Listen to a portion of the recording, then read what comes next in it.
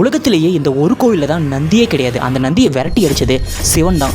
இந்த கதையை ஃபுல்லாக சொல்கிறேன், கொஞ்சம் கவனமாக கேளுங்க. இந்த கோயில் மகாராஷ்டிராவில் இருக்கிற கிருஷ்ணா ஆற்றங்கரையில் தான் அமைஞ்சிருக்கு. அந்த காலத்தில் தச்சன் ஒரு மிகப்பெரிய யாகத்தை நடத்தினான். அங்கே எல்லா கடவுளுமே தேவர்களுமே வந்திருந்தாங்க. அப்போ தான் சிவனோட மனைவியான சதியும் போகிறாங்க. அந்த சதி அங்கே போனோடனே தச்சன் பயங்கரமாக ரொம்ப கேவலமாக சதியை அவமானப்படுத்திடுறாங்க. அவமானப்பட்ட காரணத்துக்காக சதி அங்கே நடத்துகிற இந்த யாக குண்டத்தில் விழுந்து இறந்து போகிறாங்க. இந்த தகவல் சிவன் காதுக்கு போகுது. சிவன் பயங்கரமான ஒரு கோப ரூபத்தில் அங்கே வர்றது மட்டும் இல்லாமல் தன்னோட உருவத்திலிருந்து வீரபத்திரரை வெளியில் எடுத்து விடுறாரு. அந்த வீரபத்திரர் அங்கிருந்த தேவர்களையும் கடவுள்களும் முனிவர்களையும் எல்லாத்தையுமே பயங்கரமாக கொல்ல ஆரம்பித்தார். அப்போ பார்த்தீங்கன்னா மிகப்பெரிய ஒரு கோப ரூபத்தில் சிவன் வெளியில் வராரு. அவர் பார்த்தீங்கன்னா அங்கேருந்து நடந்து வேகமாக போயிட்டுருக்காரு பயங்கரமான கோபத்தில். அப்படி அவர் போகும்போது பின்னாடி நந்தி பின் தொடர்ந்து வராரு. அப்படி நந்தி பின் தொடர்ந்து வரும்போது சிவன் திரும்பி கோபப்பட்டு நீ என் பின்னாடி வராத, யாருமே என் பின்னாடி வரக்கூடாது அப்படின்னு சொல்லிட்டு அங்கேருந்து போயிடறாரு.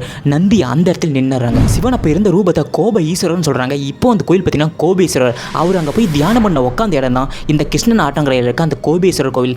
இந்த கோவிலில் தான் நந்தியே இருக்க மாட்டாங்க. காரணம் நந்தி அங்கேயே சிவன் நிற்க வச்சுட்டாரு.